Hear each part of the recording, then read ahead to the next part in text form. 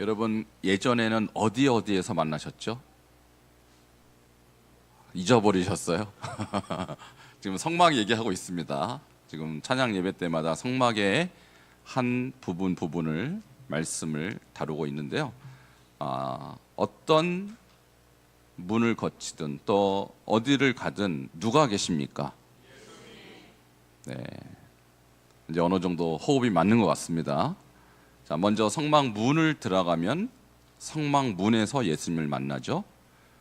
그리고 성막 테두리에서 울타리에서 또 예수님을 만납니다. 그리고 들어가면 뭐가 나옵니까? 물두멍 전에요. 번제단이 먼저 나오죠. 번제단에서 누굴 만납니까? 예수님. 또 번제단 지나서 드디어 물두멍에서 또 누굴 만납니까? 계속 예수님 만나는 거예요. 그러니까 여러분 생각해 보세요. 우리가 성막을 조금만 생각해 봐도 계속 예수 그리스도가 나온다는 것은 우리 인생길에서 예수 그리스도는 그 어느 모퉁이에서도 우리와 함께 계셔야 될 분이라는 얘기입니다. 믿으십니까?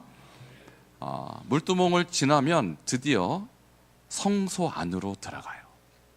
그동안은 실외에서 예수님의 모형들을 만났는데 성소로 딱 들어가면 오른쪽에, 지난달까지 이 오른쪽에 무엇을 만났습니까? 여러분 좋아하시는 건데요. 예수님 좋아하시죠? 떡상을 만났습니다. 이 떡상에서 계시는 예수님을 우리가 만났어요.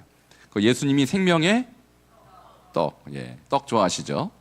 예수님이 생명의 떡입니다. 그래서 우리가 예수님을 계속 만나다가 오늘 어디에서 또 만나면 등잔대에서 예수님을 만납니다. 그럼 이 등잔대가 어떻게 생겼는지 궁금하시죠? 자, 올려주세요. 등잔대가 굉장히 멋있게 생겼습니다. 그 등잔대를 오늘 본문을 보니까 우리가 끝까지 다 읽진 않았습니다만 이렇게 나와 있어요. 7가지로 나뉘어라. 7가지. 여러분 7은 완전수인 거 아시죠? 성경에 7이라는 숫자는 완전수. 그리고 정금 1달란트로 제작해라. 여러분 다른 성막의 물건들은 크기가 있어요. 몇 규빗, 규격이 있는데 저 등잔대는 규격이 없어요. 무게만 나옵니다. 그런데 그 무게가 금 1달란트. 1달란트가 금 34kg입니다. 좀 놀래주시기 바랍니다. 자, 금 34kg. 요즘 한 돈이 한 30만 원 정도 한다 그래요? 그새 올랐어요. 제가 엊그제 알아본 건데 이틀 사이에 그렇게 올랐어요. 여러분 지금 돈으로 하면 그러면 얼마나 되는 거예요? 한 5, 60억 되나요? 그죠? 그 정도 되겠죠? 한 5, 60억 되는 거예요. 그러니까 저 금초대 하나에 한 5, 60억 정도 되는 어마어마한 가치를 갖고 있습니다. 근데 무슨 모양으로 만들려고 그래요? 살구꽃 형상으로 만들어라. 잔과 꽃받침으로 이렇게 만들어요. 그래서 여러분 중간중간에 보면 꽃 모양이 있죠? 그것이 다 살구꽃 모양으로 제작을 한 것입니다. 총 몇 송이가 보입니까? 아닌데요. 가지가 7가지고 한 가지당 3송이씩. 그러면 3, 6, 18, 18송이가 보이죠? 그리고 1층, 2층, 3층, 4층 가운데 줄기에 4송이가 또 보여요. 22송이가 꽃을 피웠습니다. 그러면 왜 하필이면 살구꽃일까요? 여러분 살구꽃 보셨습니까? 그런데 제가 이스라엘 가봤더니 안타깝게도 살구꽃이 없어요. 살구나무가 없어요. 그러면 번역을 살구꽃으로 했단 얘기고 실제로는 무슨 나무였냐면 아몬드 나무입니다. 아몬드. 그러니까 감복숭아라고도 번역이 됐어요. 저 살구꽃. 근데 정확한 원어로 보면 샤케드라는 나무인데 번역을 우리나라에서 익숙하게 살구나무라고 번역을 했는데 실제로는 아몬드 나무입니다. 그런데요, 생긴 것은 상당히 비슷해요. 근데 저는 이제 살구나무의 꽃이 어떻게 생겼는지 저는 잘 모르겠습니다만 이 아몬드 나무의 특징이 있습니다. 2월에 꽃이 피어요. 여러분 2월에 꽃이 피는 다른 꽃이 있습니까? 동백나무가 꽃이 피나요? 2월에? 네, 한국 같으면 동백이 가장 먼저 피죠. 이스라엘에서 가장 먼저 피는 꽃이 바로 저 샤케드, 아몬드 나무예요. 그러니까 저 2월에 여전히 눈이 올 수 있는 추운 날씨임에도 불구하고 꽃이 먼저 피는 것은 예수 그리스도의 부활을 상징하는 것입니다. 그래서 우리가 금잔대에서 먼저 보이는 저 살구나무, 한국말로는 살구나무이지만 정확하게는 아몬드 나무가 주는 첫 번째 메시지는 예수 그리스도는 우리의 부활이십니다. 여러분 겨울과 같은 시간이 있을 것입니다. 왜 겨울이 없겠습니까? 우리가 1년을 살아도 겨울을 안 지낼 수는 없어요. 추워도 지내야 돼요. 그러나 반드시 봄이 오는 것처럼 예수 안에 있는 자는 반드시 부활이 있는 것입니다. 그래서 저는요, 지난 부활절 지내면서 제 안에 부활에 대한 소망, 부활에 대한 확신이 물론 있었지만 더 뜨거워져서 예전에도 조금 병들거나 조금 상황이 안 좋으면 좀 의기소침했었어요. 근데 지금은 괜찮습니다. 할렐루야. 기껏 해봐야 죽기보다 더 하겠어요? 그러나 죽음이 끝이 아니라 부활이 있습니다. 예수 믿는 자의 마지막 카드는 부활이에요. 그러니까 여러분 혹시 살다가 이런저런 어려움이 오더라도 웃어 넘길 수 있으셔야 돼요. 왜? 우리는 부활이 있기 때문입니다. 저 금잔대에서 우리가 먼저 발견할 수 있는 분은 부활의 예수님이심을 믿으시길 축원합니다. 자, 그 다음에 등잔대의 위치를 한번 보도록 하겠습니다. 등잔대는 어디에 위치해 있는가? 자, 성소에 딱 들어오면 정중앙에는 분향단이 보입니다. 예, 향을 올려드리는 분향단이 보이고요. 오른쪽에 떡상이 있고 들어오는 기준으로 왼쪽에 바로 우리가 지금 보고 있는 등잔대가 있는 것입니다. 그러니까 성막을 방향으로 봤을 때는 성소의 남쪽에 있고요. 떡상 맞은편에 있는 거예요. 그럼 이 등잔대가 우리에게 주는 영적인 의미는 무엇일까요? 첫 번째, 바로 등잔대에서 빛이 나오죠. 그래서 빛 대신 예수 그리스도를 상징하는 것입니다. 요한복음 1장 9절과 10절을 함께 읽도록 하겠습니다. 시작.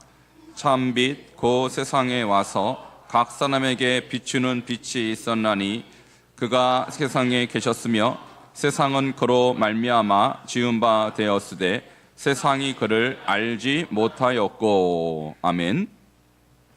여러분 성소에 들어가면 낮에도 그렇고 밤에도 그렇고 굉장히 어둡습니다. 물론 지금은 이스라엘에 성소, 지성소는 없어요. 그런데 어떻게 성소가 어두운지를 아냐면 제가 모형으로 만들어진 성막을 가봤습니다. 우리 교회도 재작년인가요? 한번 갔었죠. 여러분 기억나십니까? 굉장히 어두워요. 그러니까 떡상이 어디 있는지, 그 다음에 분향단이 어디 있는지, 저 등잔대에 불을 붙이지 않으면 아무것도 보일 수 없듯이 우리 예수님은 이 어두운 세상에 빛을 비추러 오신 참 빛이십니다. 그래서 예수님이 오셔서 이 세상이 마치 성소가 전혀 아무것도 보이지 않는 어두움에 불이 딱 켜질 때 성소 안에 빛이 나듯이 우리 예수님이 이 땅에 오셔서 빛을 비치신 분이십니다. 그 빛이 여러분의 심령에 비친 것입니다. 그래서 여러분이 예수님을 믿게 된 것이고 오늘 이 자리에서 하나님을 예배하는 빛의 자녀가 된 것을 감사하시길 바랍니다. 이 예수님의 빛된 역할을 또 한 번 말씀하고 있는 구절이 요한복음 8장 12절입니다. 함께 읽겠습니다. 시작. 예수께서 또 말씀하여 이르시되 나는 세상의 빛이니 나를 따르는 자는 어둠에 다니지 아니하고 생명의 빛을 얻으리라. 아멘. 여러분 예수님은 세상의 빛이십니다. 예수님을 따르는 자는 어둠에 다니지 아니하고 생명의 빛을 얻습니다. 그러니까 생명의 빛을 받은 우리는 예수님의 길을 따라가다 보면 우리도 예수님처럼 생명을 얻게 되는 것입니다. 그래서 이 등잔대에서 우리는 생명의 빛이신 예수님을 만날 수 있는 것이죠. 그럼 이 등잔대가 의미하는 두 번째 의미는 무엇일까요? 그것은 요한계시록 1장 20절에 기록이 되어 있습니다. 함께 계시록 1장 20절을 읽도록 하겠습니다. 시작.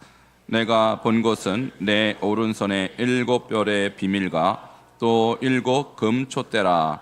7볼은 7 교회의 사자요 7 촛대는 7 교회니라. 아멘. 여기 7 촛대가 뭐라고 나와 있어요? 7 교회라고 나와 있죠. 여러분 요한계시록 1장 20절에 요한이 환상 중에 예수님을 만납니다. 예수님의 모습이 저기 보이는 저 모습 그대로 묘사가 됐어요. 저 사진 찾으려고 제가 고생했어요. 그림들이 7 금촛대라니까 금촛대가 정말 7개 달려있는 그림들로 대부분 그렸는데 7가지가 있는 금촛대라는 의미거든요. 그러니까 저 의미를 모르고 그림을 많이들 그려놨었더라고요. 근데 딱 저 그림만 정확하게 7 금촛대가 바로 저 그림이라는 것을 알려주고 있는데 저기 나온 예수님이 어떤 옷을 입었습니까? 발에 끌리는 흰 옷을 입으셨어요. 그리고 가슴에 금띠를 띠고 번쩍거리는 거 보이시죠? 머리와 그 얼굴은 희기가 흰 눈과 같고 눈에서는 밝은 빛이 나오고 입엔 지금 뭐가 나와 입에서 입에서는 날카로운 검이 나오고 있는 이 모습이 계시록에 등장하고 있는 예수님인데 예수님이 지금 어디 사이를 거닐고 계시다고 나올까요? 바로 저기 7 금촛대 사이를 거닐고 계셔요. 그리고 오른손에는 7 별을 들고 계시대요. 그러면 저 그림이 의미하는 바는 뭘까? 자, 촛대가 뭐라 그랬어요? 7 교회라 그랬죠. 7 교회 어느 교회인지 아시죠? 반석중앙교회, 한강중앙교회 이런 교회인가요? 그거 맞습니다. 왜 아니라 그래서요. 이제 상징적으로 7 교회만 나오는데 그 교회는 전 세계에 있는 모든 교회를 다 말하는 거예요. 물론 성경에는 7 교회가 에베소, 서머나, 버가모, 두아디라, 사데, 빌라델비아, 라오디게아 이렇게 나오지만 반석교회도 포함될까요? 안 될까요? 되지요. 우리 예수님이 교회를 붙잡고 계시는 것입니다. 그러니까 저 7 촛대는 7 교회라는 것은 뭐냐면 예수 그리스도께서 지금 이 땅에 지상의 모든 교회 가운데 거하시고 계시다는 뜻이에요. 믿습니까? 그러니까 이 첫 번째 등잔대 의미가 예수 그리스도의 빛이라 그랬잖아요. 근데 그 빛이 지금 어디에 비치신 거예요? 교회에 비치신 거예요. 그래서 우리는 예수가 머리이고 우리는 그의 몸이 되었습니다. 그래서 우리도 빛이 된 것입니다. 할렐루야. 믿습니까? 지금 제가 한 거 알아들으셨어야 되는데. 자, 옆에 분에게 당신도 빛입니다. 이해되셨어요? 자, 예수님이 빛이라 그랬잖아요. 내가 빛이다. 내가 생명의 빛이다 그랬잖아요. 근데 지금 또 교회가 빛이래요. 교회가 금촛대래요. 왜 그럴까? 예수님이 분명히 우리에게 말씀하시기를 예수님이 우리의 머리가 되시고 우리는 그의 몸이 됐기 때문에 우리와 예수 그리스도는 하나입니다. 그러니까 교회는 그리스도의 신부이며 더불어서 교회는 그리스도의 몸입니다. 그래서 우리도 빛이라는 거예요. 이거 깨닫는 은총이 있기를 바랍니다. 그래서 예수 그리스도의 몸된 교회가 바로 저 촛대라는 거예요. 그래서 성경의 여러 군데서 성도를, 교회를 빛이라고 묘사하는 거예요. 자, 마태복음 5장 14절 잘 아시는 말씀인데요. 같이 한번 읽겠습니다. 시작. 너희는 왜 안 뜨죠? 다시 시작. 너희는 세상의 빛이라. 산 위에 있는 동네가 숨겨지지 못할 것이요. 아멘. 자, 이해가 되십니까? 예수님이 빛이시라고요. 그리고 우리도 빛이래요. 왜? 우리가 그리스도의 몸이기 때문입니다. 자, 예수님이 그래서 산상수훈에 예수님 제자들을 앉혀놓고 너희는 세상의 빛이란다. 산 위에 있는 동네가 숨겨지지 못할 것이요. 무슨 뜻인지 여러분 혹시 아십니까? 이 뜻이 옛날에는 특히 이스라엘 지형으로 봤을 때 동네가 다 어디 있다는 뜻이에요? 산 위에. 산 아래는 뭐기 일래? 산 아래는 다 사막이 광야예요. 살 수가 없어요. 빛이 있을 수가 없잖아요. 그러니까 사람들이 산 위에, 산 위가요 지형이 견고한 바위지대입니다. 그러니까 집을 산 위에 짓는 거예요. 우리나라처럼 갈 곳 없는 사람이 달동네 산으로 가잖아요. 그렇지 않고 이스라엘은 산 위에밖에 집을 못 지어요. 그러니까 빛은 어디에만 비칠까요? 산 위에. 왜? 사람들이 거기 사니까. 나그네들이 저 멀리서 예루살렘 향하여 나갈 때 예루살렘이 어디 있지? 밤에 척 보면 알까요? 모를까요? 왜? 빛이 비치니까. 이거를 비유해서 성도를, 교회를 이 시대의 빛이라고 하는 것입니다. 그래서 예수 믿는 사람은 걸어다니는 빛이에요. 사람들이 저 사람 척 보고 뭐라고 알아보는 거예요?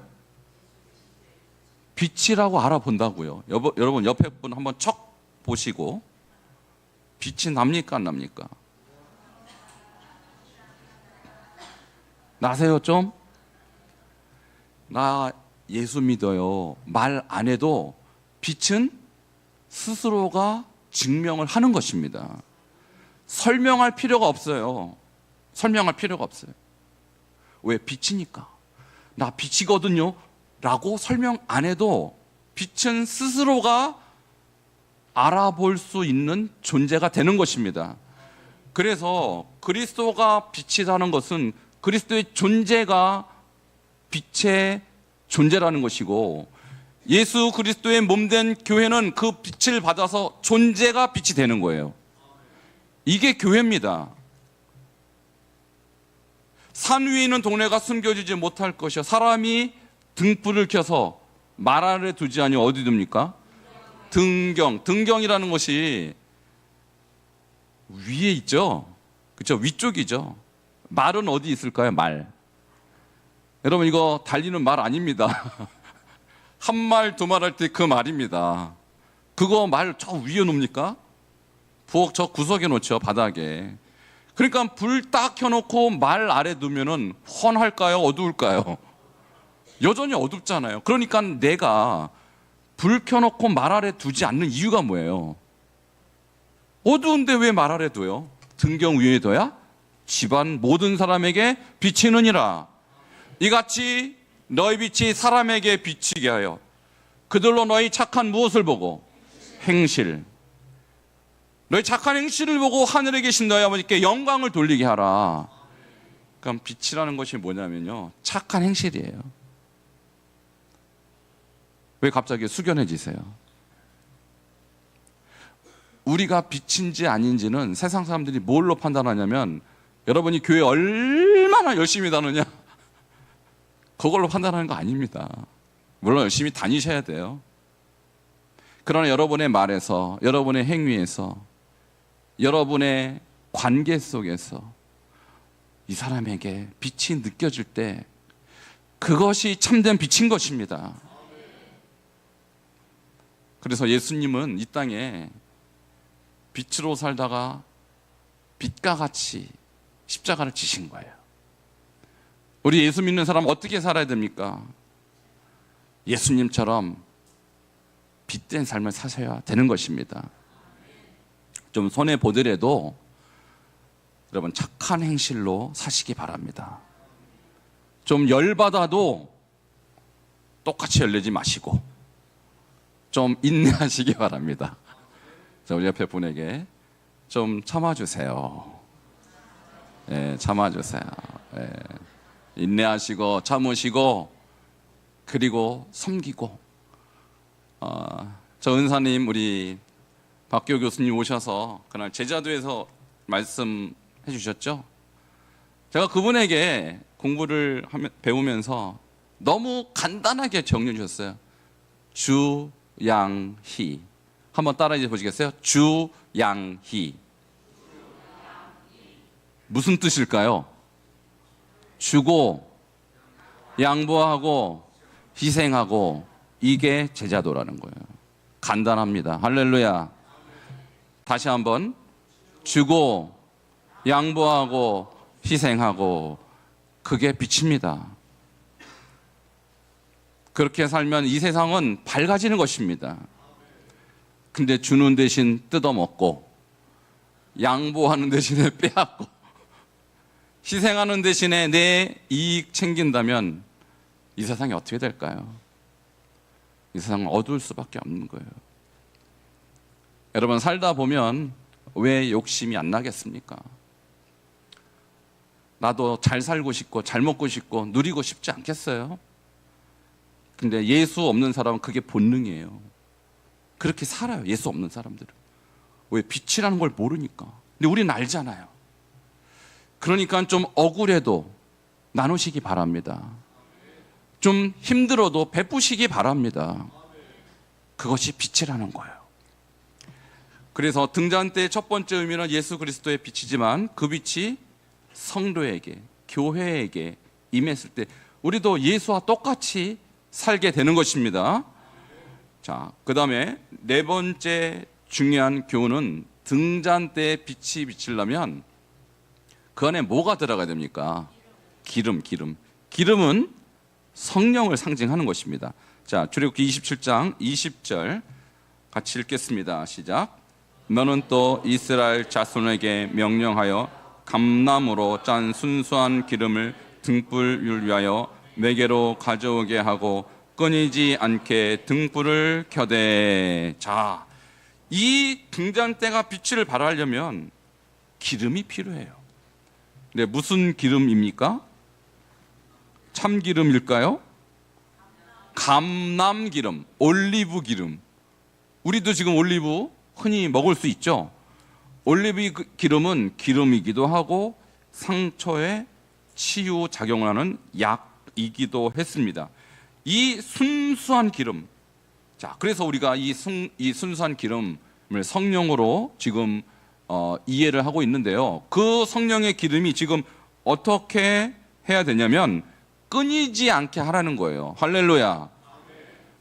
우리가 불과 한 주 전에 우리가 성령 집회를 했죠. 성령 감동절 집회를 할 때 가장 중요한 메시지가 뭐였습니까, 여러분? 결국은 그 성령의 불을 소멸하지 말아야 된다라는 거예요. 성령님은 은혜의 영이기 때문에 우리가 은혜로 성령을 부어주세요. 그러나 그 영이 소멸될 수 있다는 사실을 성경은 계속 경고하고 있는 거예요. 그러니까 지금 등잔대의 기름은 성령인데 끊이지 않게 등불을 켜라는 거예요. 구체적으로 어떻게 하면 끊이지 않을지 21절에 잘 기록이 되어 있어요. 같이 21절도 읽겠습니다. 시작. 아론과 그의 아들들로 회막안 증거궤 앞 회장 밖에서 저녁부터 아침까지 항상 여호와 앞에 그 등불을 보살피게 하라. 이는 이스라엘 대대로 지킬 규례니라. 아멘. 자, 이 등잔대 기름이 꺼지지 않기 위해서 시간대가 나요. 저녁부터 아침까지 항상 여호와 앞에 그 등불을 보살피게 하라 그래서 보살펴라. 여러분, 등불을 어떻게 보살피는 거예요? 계속 쳐다보고 있는 걸까요? 그렇죠. 야, 여러분 눈치 정말 빠르시네요. 기름이 떨어졌나 안 떨어졌나 보고 꺼질 것 같으면 어떻게 하라는 거예요? 기름을 갖다 부어라, 그 얘기입니다. 근데 하루에 몇 번? 자, 저녁부터 아침까지 시간대가 딱 나와요. 그러니까 이것은 무슨 얘기냐? 유대인의 시작은 아침입니까? 저녁입니까? 저녁이라고 그랬어요. 저녁이 되고 아침이 되니 이는 첫째 날이라. 이게 6번 반복되죠. 그러니까 하루의 시작은 우리는 아침인데 유대인은 저녁이에요. 아침부터 저녁까지 하루 종일이라는 뜻이에요. 그러면요, 여기에 항상 옆에 그 불이 등불을 보살피게 하라는 것은 기름이 떨어졌나 안 떨어졌나 관찰하고, 떨어졌으면 재빨리 가서 부으란 얘기죠. 그래서 유대는 정말로 아침과 저녁에 저 기름 붓는 행위를 합니다. 그것이 그들에게는 무엇이냐? 예배고 기도라는 거예요. 우리도 마찬가지예요. 여러분이 성령의 능력을 충만히 받았다 치고 받았습니다. 그런데 주일날 하루 와서 은혜 받고 돌아가면 그 기름이 일주일 유지할 수 있을까요? 지금 성경에 보니까 하루 2번, 저녁하고 아침. 그러니까 저녁에 한 번, 아침에 한 번 하면 하루 종일 유지가 될 수 있다는 얘기입니다. 우리의 신앙생활도 마찬가지예요. 일주일에 주일 한 번 와서 기름 붓는 자가 있고, 아침에 한 번, 저녁에 한 번 기름 붓는 사람이 있다라는 거예요. 여러분, 누가 더 그 등불이 밝을까요?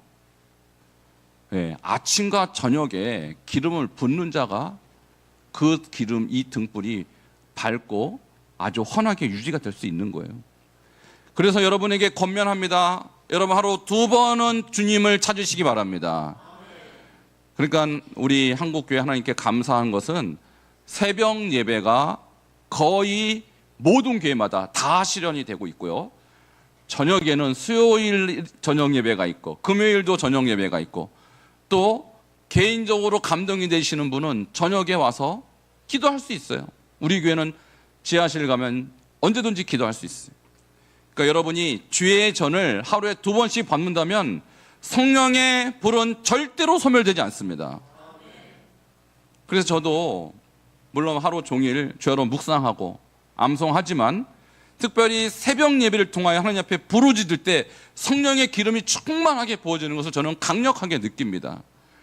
여러분, 새벽을 깨어 기도하시기를 축원합니다. 성령의 불은요, 일주일에 한 번 관리해서는 안 된다라는 거예요. 제가 그래서 마태복음 25장에 어리석은 미련한 5처녀와 슬기로운 5처녀 비유를 지난주에 말씀드렸는데요, 슬기로운 5처녀는 하루에 2번은 기름을 부었을 것입니다. 미련한 5처녀는 일주일에 한 번, 바쁘면 2주일에 한 번, 힘들면 한 달에 한 번, 이렇게 기름을 부었을 거라고요. 그러니 불이 유지될 리가 없죠.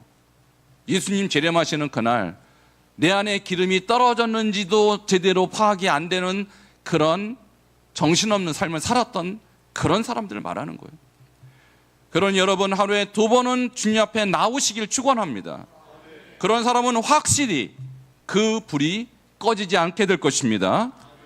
자, 등잔 때 기름이 우리에게 주는 교훈은 성령의 불을 소멸하지 않는 방법을 말씀해 주고 있는 것이고, 마지막 5번째는요, 이 부속품이 있어요. 부속품이 뭐냐면 불집게와 불똥그릇이에요. 자, 불집게는 불을 잡는 게 아니라, 여기는 지금 심지에 불이 올라가 있잖아요. 그런데 심지가 어떤 경우는 다 타고 나면 어떻게 되느냐면 그 등잔대 안에 이렇게 떨어져 있어요. 심지가. 그럼 어떻게 되겠어요? 지저분하겠죠. 이것은 무엇을 말하느냐? 영적인 오염을 말하는 것입니다. 우리가 살다 보면 영적인 오염이 우리 안에 들어와요. 부정적인 생각, 음란한 생각, 또 분노, 누구를 향한 원망, 불신, 이런 것들이 막 들어와요. 이게 바로 저 등잔대 안에 떨어진 불똥과 같은 것들이에요. 이것을 집게로 딱 집어서, 저기 보면 불똥그릇 너무 멋있게 생겼죠? 불똥그릇이 개밥그릇처럼 생겼는데 보통 한국은, 저기는 무슨 램프처럼 생겼어요. 멋지죠? 어쨌든 저 용도는 뭐냐면 그 찌꺼기들, 심지 떨어진 그 조각들을 갖다 버리는 그런 기능을 하는 것입니다. 여러분, 그것이 저는 그리스도의 말씀이라고요, 저는 생각이 듭니다. 우리가 신앙생활 하다 보면 내 영적 상태를 어떻게 점검합니까? 내가 지금 영적으로 오염됐는지 무엇으로 나를 파악합니까? 하나님의 말씀인 줄 믿으시기 바랍니다. 그래서 우리가 말씀을 죄로 묵상하고 읊조리고 그 말씀을 암송하고 있으면 이거 죄다. 이거 지금 나에게 사단이 역사하고 있는 것이다. 분별이 되는 것입니다. 그래서 여러분 신앙생활 중에 들어오는 오염물질, 이런저런 사탄의 유혹, 말씀으로 대적하십시오. 그래야 우리가 밝은 빛을 계속해서 비칠 수 있게 되는 것입니다. 오늘 말씀을 정리하도록 하겠습니다. 우리가 오늘 본 등잔대는 예수 그리스도의 빛을 상징하는 거예요. 근데 이 빛은 바로 그리스도인 교회에게 계속해서 비춰져서 우리도 그 그리스도의 빛에 반열에 올라가게 된 것입니다.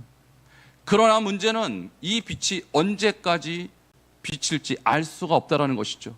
그 안에 계속해서 성령의 기름을 부어야 합니다. 그리고 우리가 아침과 저녁에 주님을 찾고 기도하고 부르짖을 때 우리 안에 있는 기름은 마르지 않게 될 것입니다.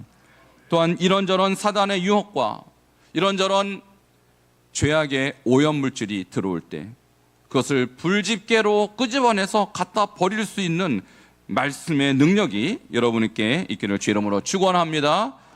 함께 우리 찬양 한 곡 부르고 예배를 마치도록 할 텐데, 우리 이 땅의 황무함을 보소서.